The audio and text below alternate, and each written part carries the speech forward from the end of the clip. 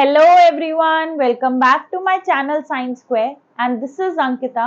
So हमने last class में life process के बारे में स्टडी किया था एंड इन दैट टॉपिक हमने ऑटोट्रॉफिक न्यूट्रिशन के बारे में पढ़ा था and then we have studied about the heterotrophic nutrition. तो आज का जो टॉपिक रहेगा वो रेस्पिरेशन के ऊपर रहेगा. So let us start the topic. Now the question arises that what is respiration. अगर आप फूड ले रहे हैं and from the food, if there is release of energy, we consider it as respiration. So by definition हम क्या study करेंगे? The process of releasing energy from food is termed as respiration. I hope you have got it.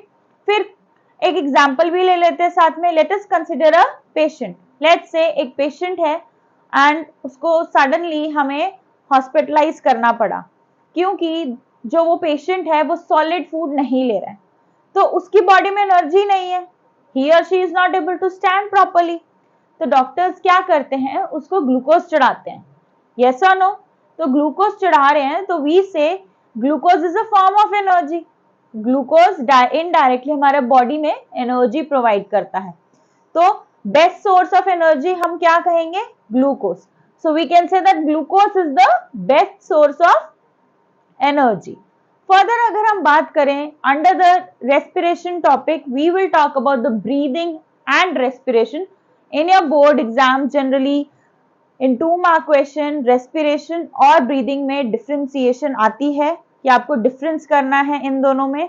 और अगर difference word use है, काफी बच्चे क्या करते हैं उसको पैराग्राफ्स में लिख देंगे. सो आपको पैराग्राफ्स में अपने आंसर नहीं करना है. So please keep this thing in mind. आपको हमेशा टैबुलेटेड फॉर्म में ही आंसर करना है, टेबल बना के. Got it? तो पहले हम ब्रीदिंग की बात करते हैं. ब्रीदिंग से ही हमें शायद आपको आइडिया लग गया होगा कि what we do. Basically we breathe in the air and we exhale out the air, right? So first point we can say that it is the process of inhaling and exhaling the air in and out of the lungs. In and out of the lungs. Then if we talk about the respiration, we say that there is breakdown of glucose. Generally जब हम food लेते हैं, food से हमें कहीं ना कहीं glucose मिलता है, तो ग्लूकोज की ब्रेकडाउन होगी. यस और नो? तो जब ग्लूकोज की ब्रेकडाउन होती है तो वो हमारे बॉडी में एनर्जी रिलीज करेगा. क्या रिलीज करेगा? एनर्जी. जनरली अगर हम ह्यूमन बॉडी की बात करेंगे तो एनर्जी जो है वो एटीपी के फॉर्म्स में हमारी बॉडी में स्टोर होती है. What is ATP? Adenosine triphosphate. So आपको पता होना चाहिए एटीपी क्या होता है. ADP. ATP means adenosine tri, 3 phosphate bonds are there, and ADP stands for adenosine diphosphate. Di means 2. ठीक है? तो हम फर्स्ट पॉइंट ऑफ रेस्पिरेशन क्या बोल रहे हैं? It is the process of breakdown of glucose to produce energy. क्या produce करेगा? एनर्जी. फिर अगर हम ब्रीदिंग की बात करें, भाई ब्रीदिंग कहाँ आती है? ऑब्वियसली लंग्स में होगी. कहाँ पे होगी? Breathing is inside the lungs और takes place in the lungs. But if we are talking about the respiration process, वो कहाँ पे अकर होगा? सेल्स में. कहाँ पे होएगा? सेल्स में. Then we say that breathing is a process of, आप बोल सकते हैं कि ये क्या है? वॉलेंट्री प्रोसेस है. Basically it's a physical voluntary process. Voluntary process means अगर मैं आपको बोल रही हूं अपनी ब्रेथ कंट्रोल करो, तो what you will do? You will do like this and you will control your breath. And then if I say okay now you can inhale, right? So you are doing it by your mean. Fine. अगर आपको बोलेंगे कि control your breath तो आप control कर लेंगे. If I am saying release your breath तब भी आप रिलीज कर सकते हैं. तो ये क्या है? वॉलेंट्री, जब खुद से आपके कंट्रोल में है. फाइन. बट रेस्पिरेशन जो है वो हमारे कंट्रोल में नहीं होता है क्योंकि हमारे बॉडी में काफी ज्यादा मेटाबॉलिक एक्टिविटीज कंडक्ट होते हैं. तो हमारी सेल्स जो है वो अपने आप ही सेलुलर रेस्पिरेशन करेंगे. क्या करेंगे? Cellular respiration. तो अब क्या आपको, अगर आप देख रहे हैं या मैं भी, अगर if I am teaching you all, तो मेरी बॉडी में भी मे बी सेल्स जो है वो रेस्पायर कर रहे हैं, बट वो हम तो नहीं कर रहे ना. वो क्या हो रहा है? खुद से हो रहा है. तो जो चीजें खुद से हो रही है हम बोलते हैं कि वो हमारी इनवॉलेंट्री एक्शंस है. क्या है? इनवॉलेंट्री में आएगा. सो हम बोल सकते हैं रेस्पिरेशन में it is a chemical involuntary process. क्या होगा? Chemical involuntary process. Now coming to the breathing, that है नो एनर्जी इज प्रोड्यूस। अगर आप इनहेल कर रहे हैं एयर को and exhaling out the air, इसमें क्या होगा? कोई भी एनर्जी प्रोड्यूस नहीं है। नाउ ये एक एक्स्ट्रा सेलुलर प्रोसेस है as it occurs outside the cell. Cell के बाहर हो रहा है तो इसलिए एक्सटर्नल रेस्पिरेशन बोलेंगे। रेस्पिरेशन क्या होती है? इंटरनली होती है सेल्स में, तो उसको हम इंटरनल रेस्पिरेशन बोलेंगे। तभी यहाँ पे we are saying it is an intracellular process occurs inside the cell. कहाँ पे अकर होगा ये? It is occurring inside the cells. So बेटा आपको ब्रीदिंग क्या होती है, रेस्पिरेशन क्या होती है, इनके बारे में नॉलेज होनी चाहिए, राइट। फिर अगर हम टाइप्स की बात करें कि हमारा रेस्पिरेशन क्या होगा, so you should know that respiration की 2 टाइप्स हैं। एक तो हमारा रहेगा एरोबिक रेस्पिरेशन और एक हमारा रहेगा anaerobic respiration. So is there any idea कि भाई हमारा एरोबिक रेस्पिरेशन क्या होता है, एनारोबिक रेस्पिरेशन क्या होता है? Can you think of anything कि हम किसके बारे में बात करेंगे अब यहाँ पे, कि एरोबिक और एनारोबिक क्या होता है? तो स्टडी कर लेते हैं इसकी टाइप्स। आई होप आपको ब्रीदिंग और रेस्पिरेशन के डिफरेंस में समझ आ गया है। अगर आपको डाउट होता है तो आप कमेंट सेक्शन में लिख सकते हैं अपनी क्वेरीज। फाइन। अब इसकी टाइप है aerobic respiration and another one is anaerobic respiration. क्या बोलेंगे? Anaerobic respiration. तो जब हम एरोबिक रेस्पिरेशन बोल रहे हैं, मतलब ये ऐसी रेस्पिरेशन है जो जिसको ऑक्सीजन की रिक्वायरमेंट पड़ेगी ही पड़ेगी, तो हम बोल सकते हैं aerobic respiration is carried out in the presence of oxygen. तो हम लिख सकते हैं इट रिक्वायर्स ऑक्सीजन। बट अगर हम एनारोबिक रेस्पिरेशन की बात करेंगे तो एनारोबिक रेस्पिरेशन में क्या हो रहा है कि ये एब्सेंस ऑफ ऑक्सीजन में हो रहा है, इसको ऑक्सीजन की जरूरत नहीं पड़ती। तो हम बोलते हैं ये क्या है? Do not require oxygen. तो इसको ऑक्सीजन की जरूरत नहीं है। अगेन रिपीटिंग, एरोबिक रेस्पिरेशन क्या थी? ऐसी रेस्पिरेशन जो कि ऑक्सीजन की प्रेजेंस में कैरी आउट होगी। एनारोबिक रेस्पिरेशन क्या थी? जिसको ऑक्सीजन की रिक्वायरमेंट नहीं चाहिए, एब्सेंस ऑफ ऑक्सीजन में भी हमारा रेस्पिरेशन हो रहा है। ठीक है। उसके बाद अगर हम बात करें हमारी ग्लूकोज की सिंथेसिस की, जनरली आपके बोर्ड पॉइंट ऑफ व्यू से it is very very important. ठीक है, क्वेश्चन आता ही आता है, 3 मार्क का क्वेश्चन है, डायरेक्ट भी आ सकता है, इवन 1 मार्क में भी आ सकता है।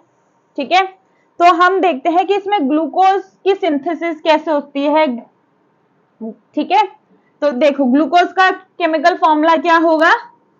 C6H12O6। तो ये हमारा क्या है? ग्लूकोज, जो कि एक 6 कार्बन मॉलिक्यूल है। कौन सा मॉलिक्यूल है? 6 कार्बन मॉलिक्यूल।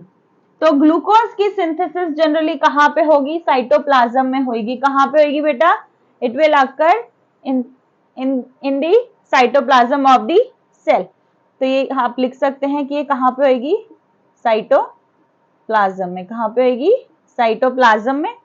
ठीक है, उसके बाद जब साइटोप्लाज्म में ग्लूकोज की सिंथेसिस होती है, वो सबसे पहले क्या बनाता है? पायरुवेट। क्या बनाएगा वो? पायरुवेट बनाएगा, जो कि आपका 3 कार्बन मॉलिक्यूल है। क्या है? 3 कार्बन मॉलिक्यूल। फर्दर इसकी डिविजन्स हैं। ठीक है, कि ग्लूकोज से पायरुवेट बना। अब पायरुवेट से 3 कंडीशंस हैं आपको। ठीक है, एक है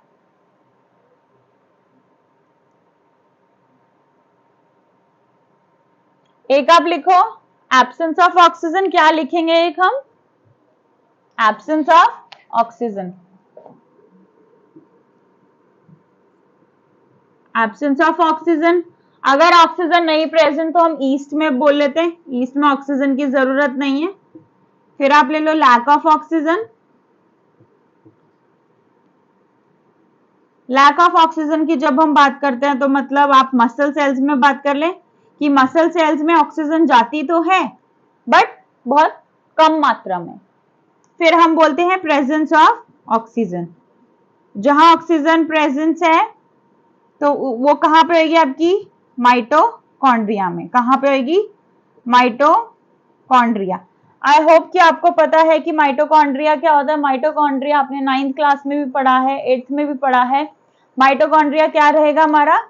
it is the power house of the cell. क्या है ये? It is the power house of the cell. तो अगर ऑक्सीजन की एब्सेंस हो रही है, किसकी? एब्सेंस ऑफ ऑक्सीजन है, तो हम इसको क्या बोलेंगे? Anaerobic condition. इसको हम एनारोबिक कंडीशन भी बोल सकते हैं। अगर ऑक्सीजन की प्रेजेंट में है तो इसको हम बोल सकते हैं एरोबिक कंडीशन। क्या बोलेंगे हम? Aerobic condition. Aerobic condition. Fine. तो अब क्या है, अगर हम फर्दर एब्सेंस ऑफ ऑक्सीजन की बात करें तो यहाँ पे आपका प्रोडक्ट क्या बनेगा? एक तो इथेनॉल बनेगा, एक कार्बन डाइऑक्साइड बनेगा और साथ में एनर्जी रिलीज होएगी। ठीक है। फिर उसके बाद लैक ऑफ ऑक्सीजन है तो इसमें लैक्टिक एसिड बनेगा, साथ में एनर्जी रिलीज होएगी।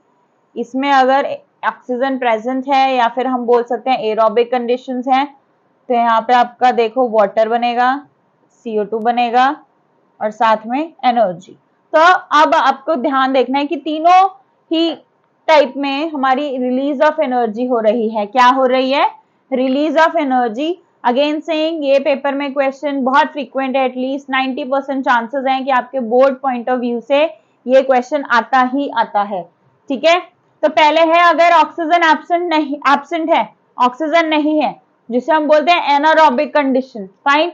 एनारोबिक में क्या है? ईस्ट में प्रेजेंट होगा, ईस्ट को ऑक्सीजन की जरूरत नहीं है तो क्या बनाएगा? इथेनॉल। इथेनॉल का केमिकल फॉर्मूला क्या होता है? CH3CH2OH।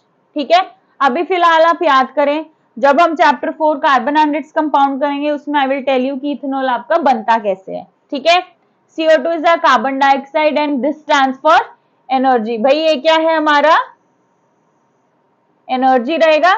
फिर हम बात करें मसल सेल्स में लैक ऑफ ऑक्सीजन है तो लैक्टिक एसिड बन रहा है, साथ में एनर्जी रिलीज हो रही है। अगर माइटोकॉन्ड्रिया में हो रहा है मतलब ऑक्सीजन की प्रेजेंस में तो वाटर रिलीज हो रहा है, फिर CO2 और हीट बन रही है। ठीक है। तो ये तो था हमारा ग्लूकोज की सिंथेसिस कैसे होगी उसका पाथवे। अब आपको ये डायरेक्ट क्वेश्चन आ सकता है कंबाइनिंगली, या आपको क्वेश्चन आ सकता है show the synthesis of glucose fine anaerobically. तो आपने ग्लूकोज, पायरुवेट और सिर्फ ये वाला पोर्शन लिखना है। Then you don't have to write these two equations. ये आपकी एक इक्वेशन है। फाइन। देन अगर आपको बोलते हैं कि लैक ऑफ ऑक्सीजन के बारे में बताना है, अगर आपको बोलते हैं कि मसल सेल्स में कैसे सिंथेसिस होगी तो आपने सिर्फ और सिर्फ ये वाली इक्वेशन लिखनी है, होल दिस वन मार्कर। अगर आपको बोलेगा presence of oxygen this and you have to write this whole. ठीक है। तो ये तो था बेटा हमारा ग्लूकोज की पाथवे कैसे होगी जनरली। ठीक है। तो पहले क्या था? ग्लूकोज की सिंथेसाइज किस में हो रही है? सिंथेसिस साइटोप्लाज्म में। फिर साइटोप्लाज्म से जब इसकी सिंथेसिस होती है, ब्रेकडाउन होती है, तो क्या बोलता है? बनता है 6 कार्बन से 3 कार्बन मॉलिक्यूल, जो कि हमारा कौन सा है? पायरुवेट है। फिर हम बात करते हैं कि absence of oxygen, presence of oxygen and lack of oxygen. तो फर्दर ये आपको क्या रखनी है? लर्न करनी है, याद करनी है। Again saying very important topic जो कि आपकी बोर्ड्स में बहुत बार आता है। फाइन। तो ये तो था हमारा आज का टॉपिक। फर्दर हम next time next topic start करेंगे जिसमें हम ह्यूमन रेस्पिरेटरी सिस्टम के बारे में स्टडी करेंगे और फर्दर हम उसमें ट्रांसपोर्टेशन के बारे में स्टडी करेंगे। फाइन। सो आई होप कि आज का जो लेक्चर है वो आपको समझ आ गया है। अगर आपको कोई भी डाउट होता है तो आप कमेंट सेक्शन में बता सकते हैं। एंड जिन भी बच्चों ने मेरे पहले पार्ट 1 और पार्ट 2 ऑफ लाइफ प्रोसेस नहीं देखा है, first of all go and watch that and yes do not forget to subscribe my channel. Thank you so much.